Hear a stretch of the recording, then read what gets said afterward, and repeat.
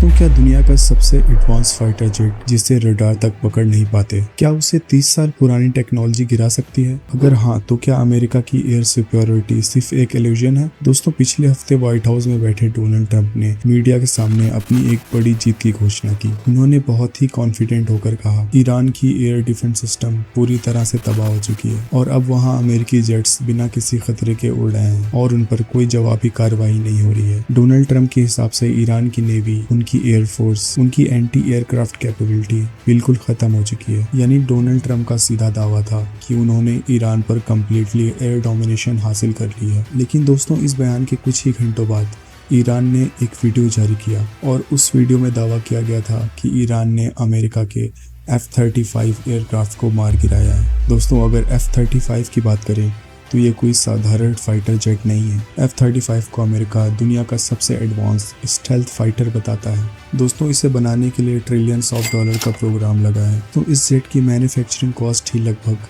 1000 करोड़ रुपए के आसपास है और इसी जेट को अमेरिका भारी कीमत पर अपने एलाइज को बेचता है। अब जरा सोचिए, एक ऐसा एयरक्राफ्ट जिसे बिल्कुल इनविजिबल होने के लिए डिजाइन करा गया है, जिसे रेडार बिल्कुल भी डिटेक्ट ना कर पाए। दोस्तों, वही जेट एक कमजोर माने जाने वाले देश के द्वारा हिट किया जाता है। ये सिर्फ एक अटैक नहीं है, ये एक नैरेटिव कोलैप्स है। दोस्तों, अमेरिका ने इस इंसिडेंट को पूरी तरह नकारा नहीं।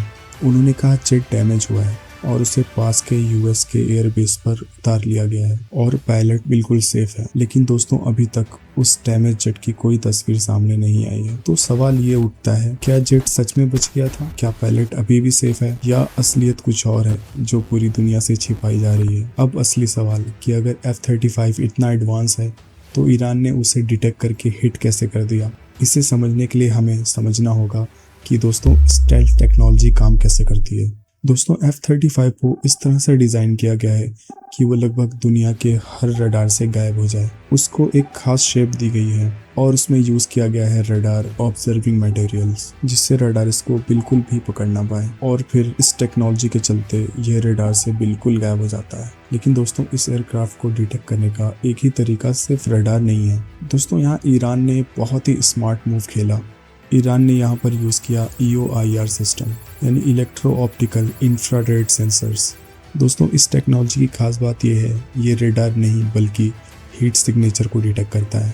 और दोस्तों, जब बात कोई भी जेट की आती है, कितना भी स्टेल्थ जेट बनाया गया हो, लेकिन उसका इंजन हीट ज़रूर प्रोड्यूस करता है। तो दोस्तों, ईरान ने बहुत ही स्मार्टली EOIR सिस्टम का यूज़ किया ताकि इसको रेडार से नहीं बल्कि उसके हीट सिग्नेचर से पकड़ा जा सके। दोस्तों, ईरान ने F-35 को सक्सेसफुली डिटेक्ट किया और फिर दोस्तों, ईरान ने एक mid fight air to air Russian missile R-270 का यूज़ किया। ये missile actually infrared guided missile होता है और जो कि Mach 5 तक की स्पीड को पकड़ सकता है, यानी ध्वनि की रफ्तार से भी 5 गुना तेज़ी से ये मिसाइल जा सकता है, जिसकी वजह से एयरक्राफ्ट का बच पाना बिल्कुल ही नामुमकिन हो जाता है। दोस्तों, ईरान ने इस मिसाइल को 1990 में रशिया से मंगाया था।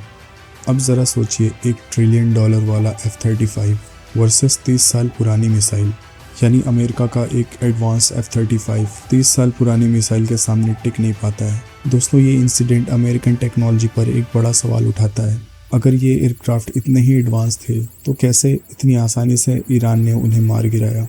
दोस्तों, सिर्फ यही नहीं, ईरान का दावा ये भी है कि उसने अमेरिकन F-15 को भी इंटरसेप्ट किया है, लेकिन US सेंट्रल कमांड ने इसे अफवाह बताया है।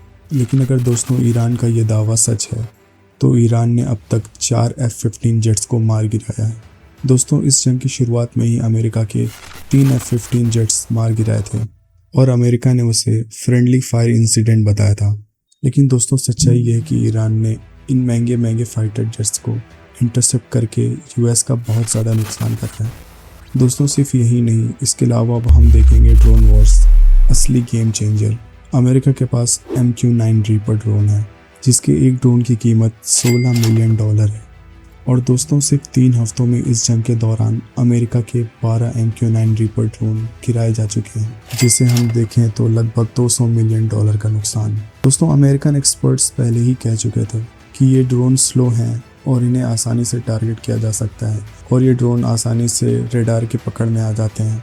जिससे इन्हें टारगेट बनाना काफ़ी आसान हो जाता है, और ईरान ने इस बात को साबित करके भी दिखा दिया। इसके अलावा ईरान ने अमेरिकन डिफेंस सिस्टम को भी काफ़ी तगड़ा नुकसान पहुंचाया है। अमेरिका के पास दुनिया के सबसे एडवांस एयर डिफेंस सिस्टम है, जैसे कि थार्ड पैट्रियट मिसाइल्स, जिसकी बात हमने इस वीडियो में करी थी और प्रॉपर एक्सप्लेन किया था कि ये काम कैसे करता है।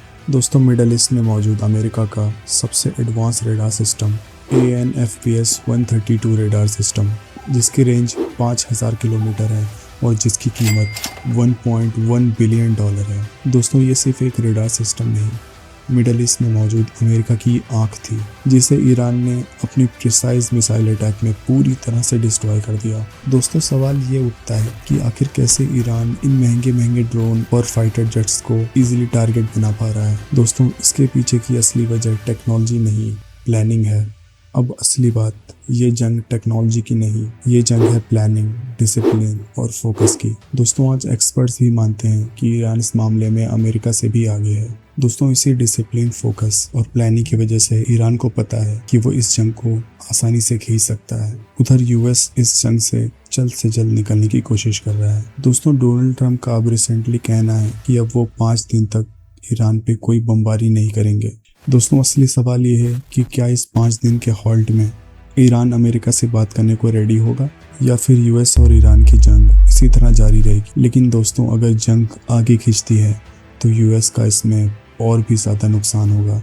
तो दोस्तों, आप कमेंट करके बताइए कि ये जंग किस तरफ जाएगी। आपको क्या लगता है कि क्या इस 5 दिनों के हॉल्ट में क्या ईरान और अमेरिका आपस में कुछ बात कर सकते हैं, या फिर ये जंग और ज़्यादा खींचेगी?